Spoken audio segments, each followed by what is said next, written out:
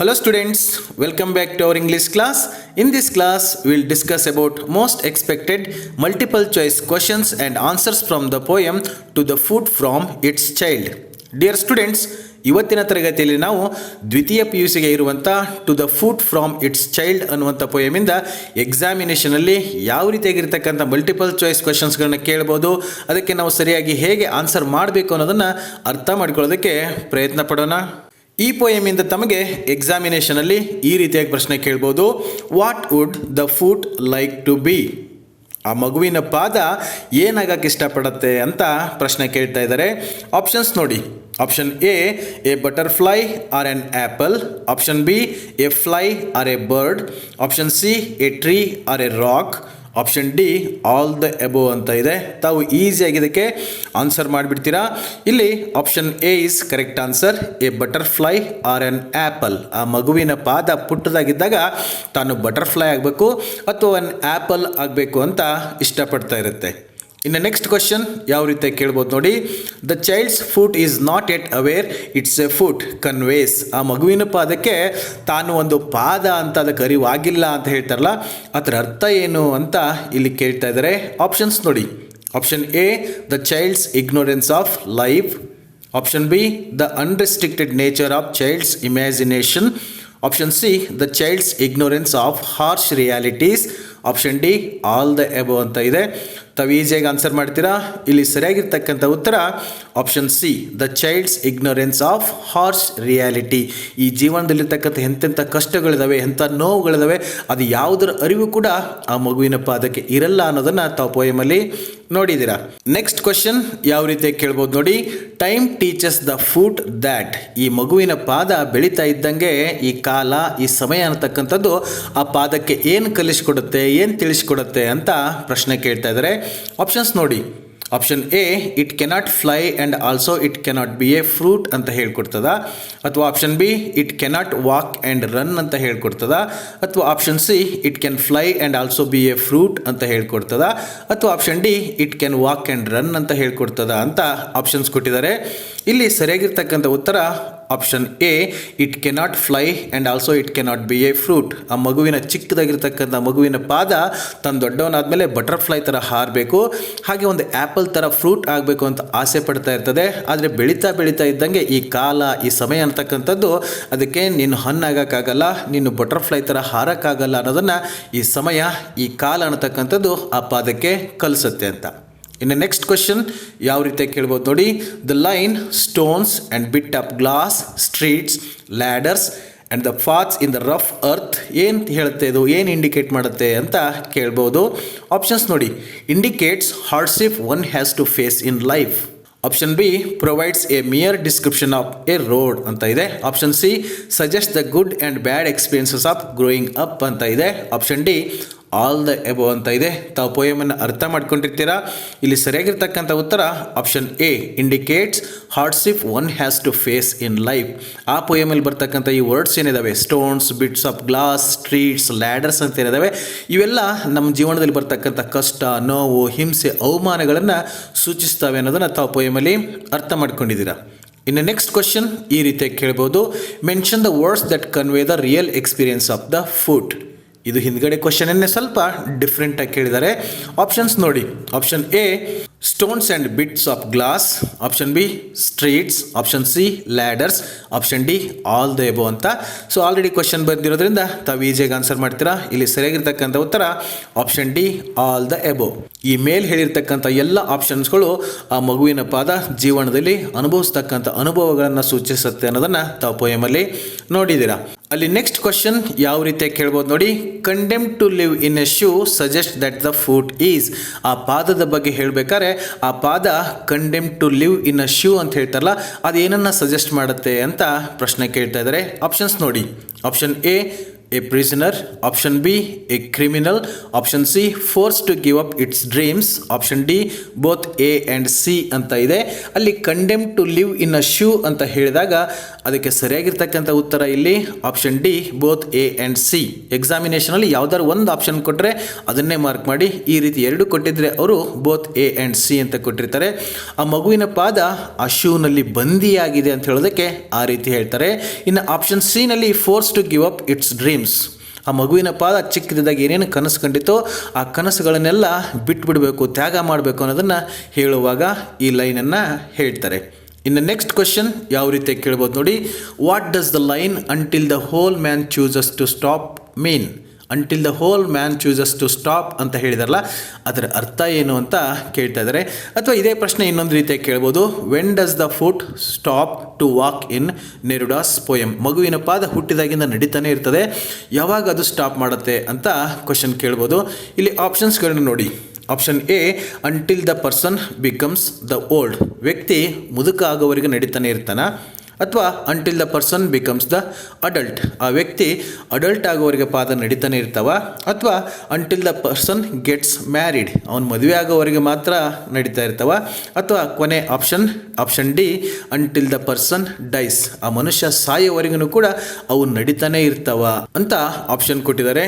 ಇಲ್ಲಿ ಸರಿಯಾಗಿರ್ತಕ್ಕಂಥ ಉತ್ತರ option d until the person dies, ಮನುಷ್ಯ ಸಾಯೋವರೆಗೂ ಕೂಡ ಆ ಪಾದಗಳು ನಡೀತಾನೆ ಇರ್ತವೆ ಅಂತ ತಾವು ಪೋಯಮಲ್ಲಿ ನೋಡಿದ್ದೀರಾ. ಇನ್ನು ನೆಕ್ಸ್ಟ್ ಕ್ವಶನ್ ಯಾವ ರೀತಿ ಕೇಳ್ಬೋದು ನೋಡಿ. What would like to be a butterfly or an apple in the poem to the food from its child?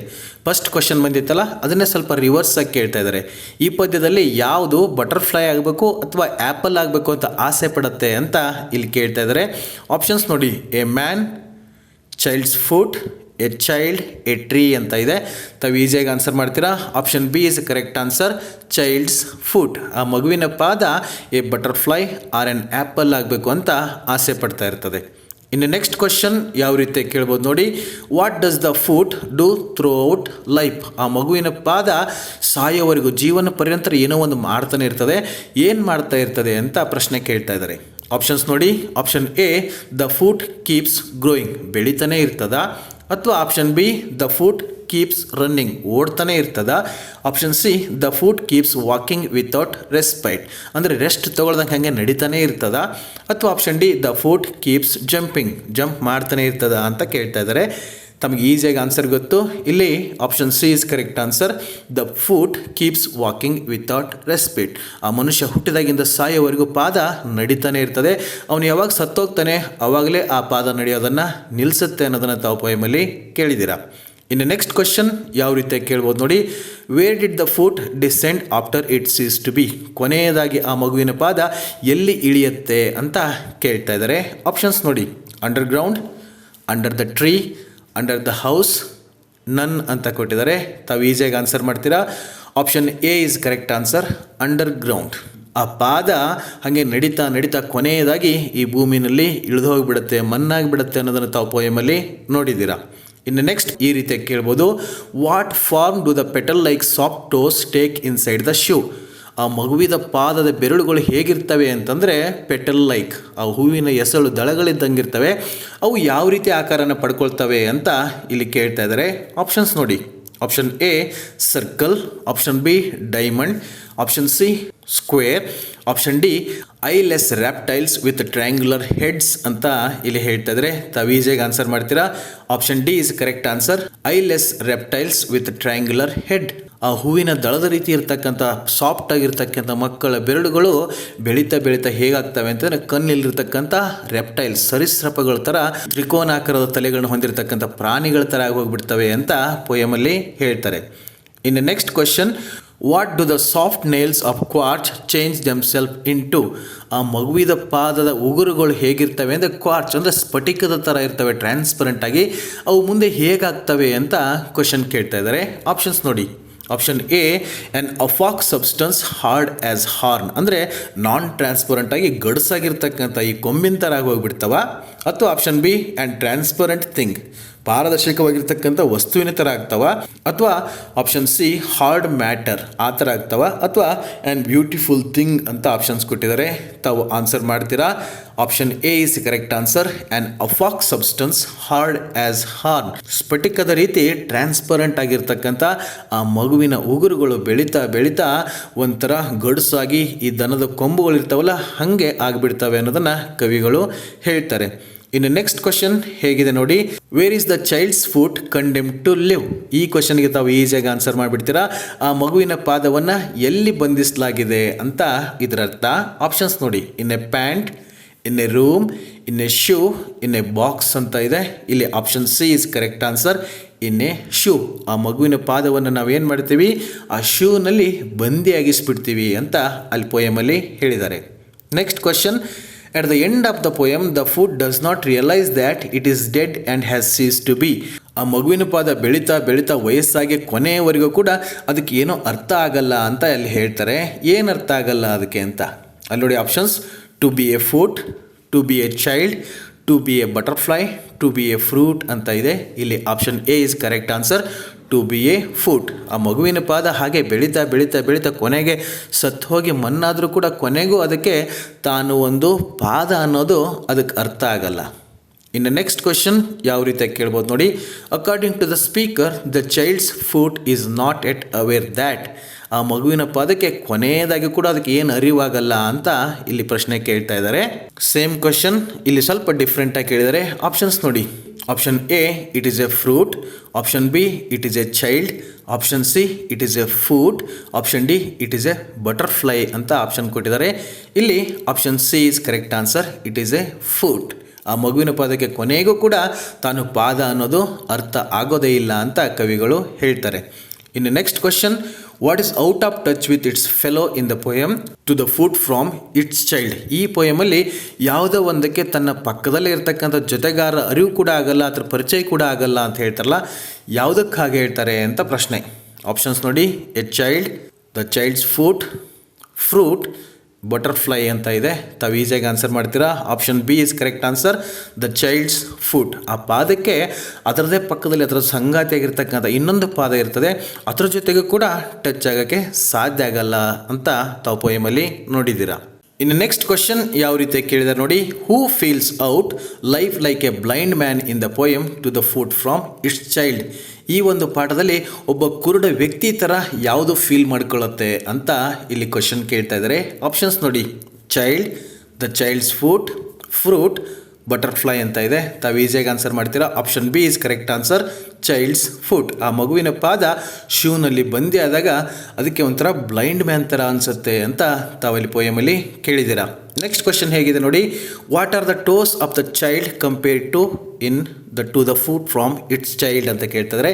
ಅಲ್ಲಿ ಮಗುವಿನ ಪಾದದ ಬೆರಳುಗಳನ್ನು ಯಾವುದಕ್ಕೆ ಹೋಲಿಸ್ತಾರೆ ಅಂತ ಕೇಳ್ತಾ ಇದ್ದಾರೆ. ಆಪ್ಷನ್ಸ್ ನೋಡಿ. Option A, the petals of A flower. Option B, tree. Option C, fruit. Option D, butterfly ಅಂತ ಕೇಳ್ತಾ ಇದ್ದಾರೆ. ಇಲ್ಲಿ ಸರಿಯಾಗಿರ್ತಕ್ಕಂಥ ಉತ್ತರ option A, the petals of A flower. ಒಂದು ಹೂವಿನ ದಳ ಏನಿರ್ತವೆ ಅದಕ್ಕೆ ಮಗುವಿನ ಪಾದದ ಬೆರಳುಗಳನ್ನು ಹೋಲಿಸ್ತಾರೆ. ಇನ್ನು ನೆಕ್ಸ್ಟ್ ಕ್ವಶನ್ ಯಾವ ರೀತಿ ಕೇಳ್ಬೋದು ನೋಡಿ. What does the blind thing refer to in to the foot from its child? ಈ ಒಂದು ಪೋಯಮಲ್ಲಿ ಯಾವುದೋ ಒಂದನ್ನು ಬ್ಲೈಂಡ್ ಥಿಂಗ್ ಅಂತ ಹೇಳ್ತಾರೆ, ಅದು ಯಾವುದನ್ನು ರೆಫರ್ ಮಾಡುತ್ತೆ ಅಂತ ಕೇಳ್ತಾ ಇದ್ದಾರೆ. ಆಪ್ಷನ್ಸ್ ನೋಡಿ. Child, the child's foot ಇಂಪ್ರಿಸನ್ಡ್ in a shoe, fruit, butterfly ಅಂತ ಕೇಳ್ತಾ ಇದ್ದಾರೆ. ಇಲ್ಲಿ ಸರಿಯಾಗಿರ್ತಕ್ಕಂಥ ಉತ್ತರ option B, the child's foot ಇಂಪ್ರಿಸನ್ಡ್ in a shoe. ಆ ಮಗುವಿನ ಪಾದ ಏನು ಶೂನಲ್ಲಿ ಬಂದಿಯಾಗಿರುತ್ತಲ್ಲ ಆವಾಗ ಅದನ್ನು ಬ್ಲೈಂಡ್ ಥಿಂಗ್ ಅಂತ ಇಲ್ಲಿ ಹೇಳ್ತಾರೆ. ಇನ್ನು ನೆಕ್ಸ್ಟ್ ಕ್ವಶನ್ ಯಾವ ರೀತಿ ಕೇಳ್ಬೋದು ನೋಡಿ. In to the foot from its child, the foot scarcely take time to bear it self. In ಒಂದು ಪದ್ಯದಲ್ಲಿ ಹೇಳೋ ಪ್ರಕಾರ ಮಗುವಿನ ಪಾದಕ್ಕೆ ಯಾವುದಕ್ಕೆ ಟೈಮ್ ಸಿಗೋದೇ ಇಲ್ಲ ಅಂತ ಇಲ್ಲಿ ಕೇಳ್ತಾ ಇರೋದು. ಆಪ್ಷನ್ಸ್ ನೋಡಿ. Rest or peace, love or sleep, death or dream or none ಅಂತ ಇದೆ.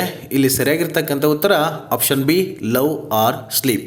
ಆ ಮಗುವಿನ ಪಾದಕ್ಕೆ ಪ್ರೀತಿ ಅನ್ನೋದು ಸಿಗಲ್ಲ, ಹಾಗೆ ನಿದ್ರೆ ಅನ್ನೋದು ಸಿಗಲ್ಲ, ಅಂದರೆ ರೆಸ್ಟ್ ಅನ್ನೋದು ಸಿಗಲ್ಲ.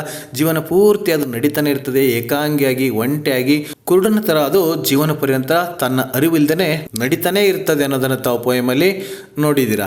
ಇನ್ನು ನೆಕ್ಸ್ಟ್ ಕ್ವಶನ್ ಈ ರೀತಿ ಕೇಳ್ಬೋದು.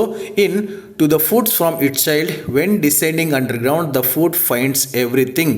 ಮಗುವಿನ ಪಾದ ಹೀಗೆ ಬೆಳೀತಾ ಬೆಳೀತಾ ಕೊನೆಯದಾಗಿ ಅಂಡರ್ಗ್ರೌಂಡ್ ಜಮೀನಲ್ಲಿ ಸತ್ತೋದಾಗ ಊತ ಹಾಕ್ತಾರಲ್ಲ, ಅವಾಗ ಅದಕ್ಕೆ ಏನು ಸಿಗುತ್ತೆ, ಏನು ಕಾಣಿಸುತ್ತೆ ಅಂತ ಪ್ರಶ್ನೆ ಕೇಳ್ತಾ ಇದ್ದಾರೆ. ಆಪ್ಷನ್ಸ್ ನೋಡಿ, ಡಾರ್ಕ್, ರಫ್, ಕೋರ್ಸ್, ಬ್ರೈಟ್ ಅಂತ ಇದೆ. ಇಲ್ಲಿ ಸರಿಯಾಗಿರ್ತಕ್ಕಂಥ ಉತ್ತರ ಆಪ್ಷನ್ ಎ ಡಾರ್ಕ್. ಅಲ್ಲಿ ಎಲ್ಲ ಕತ್ತಲೆಯಾಗಿ ಆ ಮಗುವಿನ ಪಾದಕ್ಕೆ ಕಾಣಿಸುತ್ತೆ ಅನ್ನೋದನ್ನು ತಾವು ಪೋಯಮಲ್ಲಿ ನೋಡಿದ್ದೀರಾ. ಇನ್ನು ನೆಕ್ಸ್ಟ್ ಕ್ವಶನ್ ಈ ರೀತಿ ಕೇಳ್ಬೋದು. In to the foots from it child the paths in rough earth go on teaching the foot that it cannot dash. ಈ ರಫ್ ಅರ್ತ್ ಏನಿದೆ, ರಫ್ ದಾರಿಗಳೇನಿದ್ದಾವೆ, ಅದು ಮಗುವಿನ ಪಾದಕ್ಕೆ ಏನು ಕಲಿಸ್ತಾ ಹೋಗುತ್ತೆ ಅಂತ ಕೇಳ್ತಾ ಇದ್ದಾರೆ. ಆಪ್ಷನ್ಸ್ ನೋಡಿ, become a butterfly, bunch together, or live in a shoe, or become a child ಅಂತ ಇದೆ. ಇಲ್ಲಿ ಸರಿಯಾಗಿರ್ತಕ್ಕಂಥ option A become a butterfly. It cannot become a butterfly. ಆ ಮಗುವಿನ ಪಾದ ಆ ಬಟರ್ಫ್ಲೈ ಆಗಕ್ಕೆ ಸಾಧ್ಯ ಆಗಲ್ಲ ಅನ್ನೋದನ್ನು ಈ ರಫ್ ಅರ್ತ್ ಅದಕ್ಕೆ ಕಲಿಸ್ಕೊಡುತ್ತೆ ಅನ್ನೋದನ್ನು ತಾವು ಪೋಯಮಲ್ಲಿ ನೋಡಿದ್ದೀರಾ. ಓಕೆ ಡಿಯರ್ ಸ್ಟೂಡೆಂಟ್ಸ್, ಇಲ್ಲಿವರೆಗೆ to the foots from it child ಅನ್ನುವಂಥ ಪೋಯಮಿಂದ ಯಾವ ರೀತಿಯಾಗಿ ಮಲ್ಟಿಪಲ್ ಚಾಯ್ಸ್ ಕ್ವಶನ್ಸ್ಗಳನ್ನ ಕೇಳ್ಬೋದು, ಅದಕ್ಕೆ ಸರಿಯಾಗಿ ಉತ್ತರವನ್ನು ಹೇಗೆ ಬರಿಬೇಕು ಅನ್ನೋದನ್ನು ನಾವು ನೋಡ್ಕೊಂಬಂದ್ವಿ. ಇವತ್ತಿನ ಕ್ಲಾಸನ್ನು ಇಲ್ಲೇ ಮುಗಿಸೋಣ. ಇನ್ನು ನೆಕ್ಸ್ಟ್ ಕ್ಲಾಸಲ್ಲಿ ಮುಂದಿನ ಟಾಪಿಕ್ ಜೊತೆಗೆ ಮತ್ತೆ ಸಿಗೋಣ. So till then take care.